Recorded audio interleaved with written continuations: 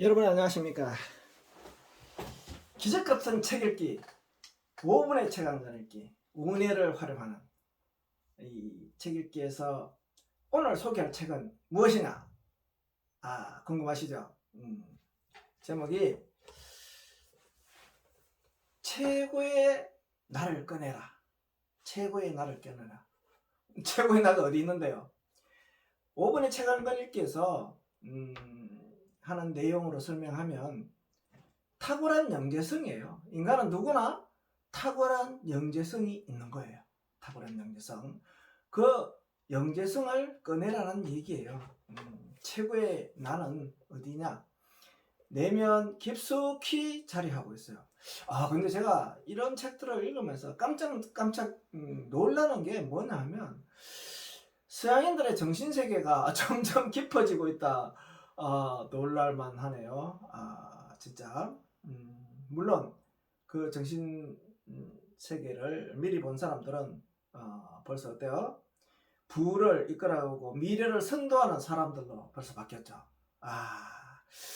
자, 우리도 미래를 선도하라고 부를 선도하는 이런 우리나라에도 많은 인재들이 나오기를 기대하면서 제가 이런 책 소개를 시작하고 또 5분의 책 한 권 읽기를 시작할 수 있는 어떤 그런 계기가 되었으면 합니다. 자, 이 책은요, 작가가 스티븐 프레스필드라는 사람이네요. 중요한 거는 뭐 여러분이 스티븐 하면 뭐 스티븐과 관련된 어떤 영어 단어들이 있겠죠. 연결되는 단어들이 있는데, 근데 제가 이분은 뭐냐 하면 불의 문이라는 소설의 저자라는 거죠. 불의 문이라는 소설은 어떤 얘기냐? 영화 300의 이야기입니다. 300이 마지막 결사항전을 하는 어떤 진짜 근데 이런 부분 이제 스티븐 프레스필드라는 작가가 하는 얘기는 이 사람이 이제 굉장히 예술가적인 시각 이런 프레임이 발달한 사람이에요. 근데 이제 그런 뛰어난 어떤 영감과 뛰어난 어떤 그런 부분들을 이 사람은 잠재의식 속에 있는 보물이라고 표현을 하는데요. 이런 사람들은 이제 뭐냐 하면 뭔가 살아가면서 특히 우리가 중요하게 얘기하는 누로 골든타임이나 누라 미라클 모닝에서 어떤 현상들이 나타나느냐 하면은 살짝 무의식의 어떤 그런 부분이 힌트들이 막 지나가는 거예요. 그러니까 어때요? 이 힌트들을 찾고 싶은 거예요. 예술가들은. 그래서 어때요? 광란하는 겁니다. 때로는 미친 어떤 그런 사람들처럼 이제 이야기를 하는 거죠. 그래서 이 살짝 내비치는 미래의 어떤 탁월한 모습이라든지 과거의 탁월한 모습이라든지 뭔가 이런 거를 이제 쫓으려고 하는 거죠. 그러다 보니까 현실 세계에는 너무나 동떨어졌던 어떤 이런 이야기들이 나오고 있는 거예요.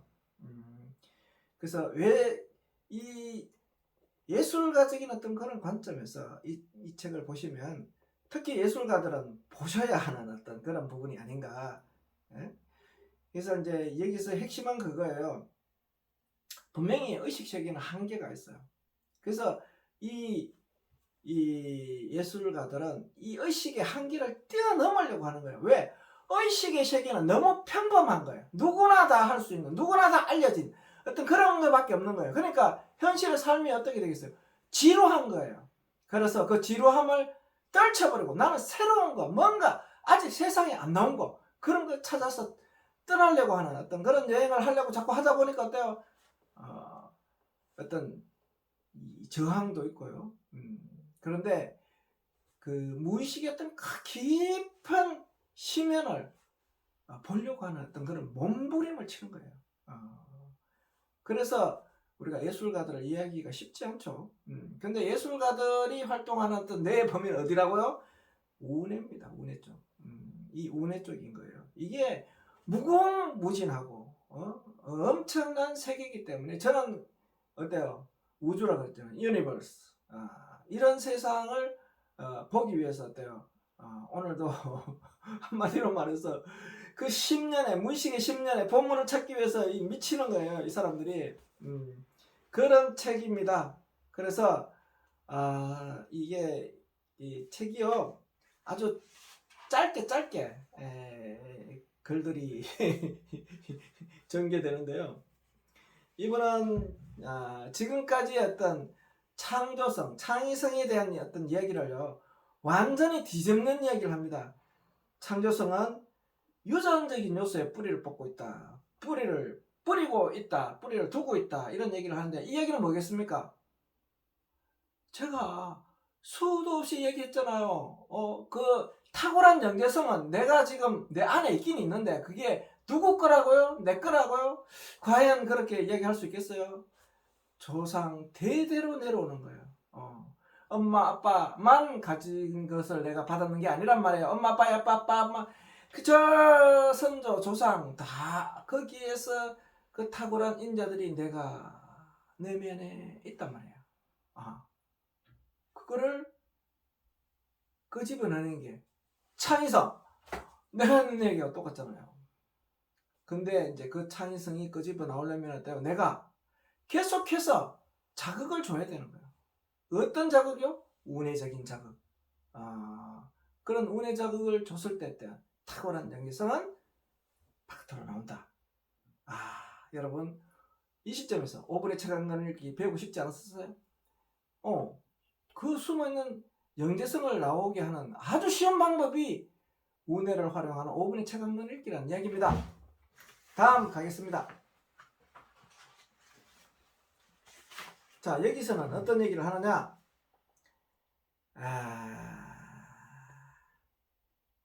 신은 우리에게, 그러니까 서양 사람이니까 당연히 이제 신을 이야기하겠죠. 신은 우리에게 각자 독특한 천재성을 나눠주고 영재성이요. 그것을 발휘하기를 바란다. 당연하죠. 우리가 자신의 소명을 완수하도록 돕는데 내적 정신, 무의식입니다. 성스러운 능력, 브레인파워, 신성 불가침의 존재를 나타낼 때 사용했다. 그러니까요. 이럴 때, 이런 위대한 일을 할 때 이 운해가 활용된다는 얘기입니다. 이 성스러운 중심은 우리의 영혼이 자리하고 있고 우리의 존재의 잠재성이 저장된 곳이며 우리를 안내해주는 별자리적 북극성이다. 이거는 뭐 아주 쉬운 어떤 그런 내용이라서 덧붙이지는 않겠습니다. 자, 이번엔 이제 자유를 이런 식으로 표현하네요. 이제 자기가 조절을 가능한 자유를 누려라 이렇게 이야기하는데 저는 거기에 좀 더 덧붙이고 싶었어요. 어떤 거냐 하면 자유를, 그러니까 자기가 조절할 수 있는 자유의 범위를 확장해야 됩니다. 그러면 어때요? 여러분의 인생이 높아지는 거예요. 정신세계가. 그래서 위에서 보면 어때요? 쫙 이렇게 내려다 보이는 거예요. 그래서 여러분의 자유를 만끽하기 위해서는 어때요? 조절할 수 있는 자유의 범위를 저는 더 넓히기를. 그러려면 어떻게 되겠어요? 긍정적인 자극을 많이 접해야 되겠죠. 가장 쉽게 접하는 게 뭐예요? 고전을 읽는 겁니다. 긍정적인 자극을 많이 받을 수 있는. 그 다음 이분은 또 굉장히 독특한 얘기를 하고 계십니다. 어떤 얘기냐면 진짜 이게 예술가적인 시각이 아니겠는가. 베토벤의 5번 교향곡 운명이라든지 섹스피어의 로미오와 줄리엣, 샌프란시스코의 금융교, 이런 부분들은 한참 높은데 벌써 있었다는 거죠. 그래서 그거를 내가 발견했다는 거예요. 대단한 표현입니다. 한 차원, 차원 얘기까지 나왔습니다. 차원은 뭐라고요? 양자역학이 아니면 설명할 수가 없습니다. 앞으로 이제 메타버스 설명하려면 양자역학이 뒷받침돼야 되겠죠. 얘기 나오네요. 그 예술가들은 이 자신의 영혼 안에 있는 불을 내뿜는 이제 그런 저항적인 요소를 뿌리치고 뭐야? 내재하는 잠재력이라는 보물을 발견해야 된다는 거죠. 그렇지 않으면 삶이 몸이 건조한 거예요. 예술가들은. 그래서 좀 괴팍하게 보일 수도 있다.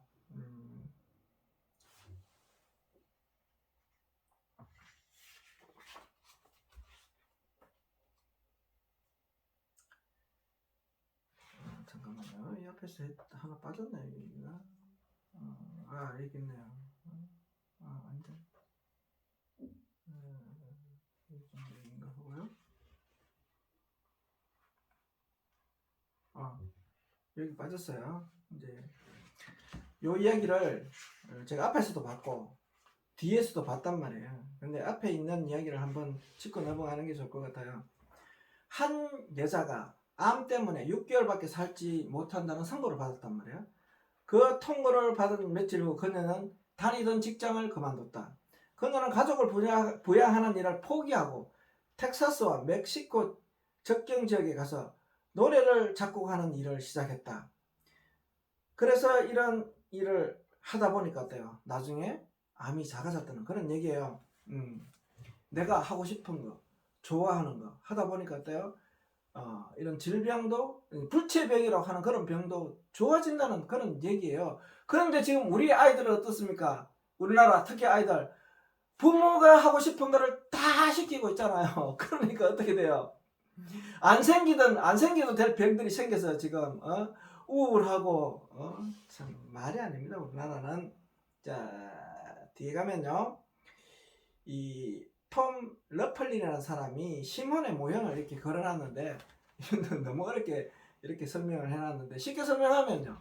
빙상 그림이에요. 이 의식과 무의식의 어떤 그런 세계를 이야기한다고 보시면 될 것 같습니다. 여기 다시 이제 언급이 되는 거예요. 말기 암 판정을 받은 가정주부가 다시 직업을 갖거나 사회봉사하도록 지원해준다. 또 사업가에게는 다시 바이올린 연주를 시작해보라고 격려한다. 또 베트남 참전용사에게서 소설을 써보라고 조언한다. 말기암 환자들이 자신에게서 진정으로 중요한 일을 실천에 옮기기 시작하면 놀랍게도 암이 점차 작아지는 병세가 나타났다. 앞에서 얘기했죠. 그럼 결국은 뭐냐면 여기 톰 러플리는 이런 얘기를 한다는 거죠. 우리가 죽게 된다는 것을 깨닫는 순간 의식의 초점이 이동한다. 엄청난 얘기죠. 그래서 사람들은 어때요? 죽을 때 완전히 사람들이 변한다 그러죠. 바로 이 이야기를 하게 됩니다. 의식의 초점이 바뀐다고 이야기하는 거죠. 그래서 우리는 꼭 죽을 때 의식의 초점을 바꿔야 되겠습니까? 바로 바꿔야죠. 그러면 어때요? 새로운 깨달음의 세상을 나는 펼칠 수 있고 무한의 자유를 누릴 수 있는 어떤 그런 그 다음에 어때요? 그럼으로 인해서 부는 그냥 따라오는 거예요. 여러분 부자 되시길 원하시죠? 의식의 초점을 어때요? 이동하라고. 여러분 5분의 책 한 권 읽고 싶으시죠? 인지의 중심을 어때요? 좌안에서 우대로 옮기시면 됩니다. 간단하시죠? 책을 5분 만에 읽는 것도 간단하고요. 이 부자가 되는 것도 위대한 인물이 되는 것도 간단합니다. 중심을 이동하면 된다는 얘기예요. 간단한 겁니다. 단 어때요? 실천을 하셔야 됩니다. 실천을 하지 않으면 바뀌지 않는다는 어떤 그런 얘기예요. 너무 멋있는 이야기네요. 그렇죠. 그래서 삶의 중심을 어때요? 의식보다는 무의식으로 옮기는 거예요. 그러면 위대한 인물이 될 수 있다. 그게 결론이에요. 그래서 그 결론이 그런 잠들어 있는 보물 같은 영재성을 끄집어내면 어때요? 예술 세계에서는 대단한 위대한 인물이 되는 거죠. 자, 예술가뿐이 아니에요. 평범한 삶을 살아가는 사람도 어때요? 자신의 무의식에 한번 그 깊은 심연의 세계를 볼 수 있는 환경을 만든다면 그런 환경은 누가 만들어준다? 우리가 5분의 책 한 권 읽기가 만들어 드릴 거예요. 그러면 어때요? 그분도 탁월한 인생을 살아갈 수 있다. 감사합니다.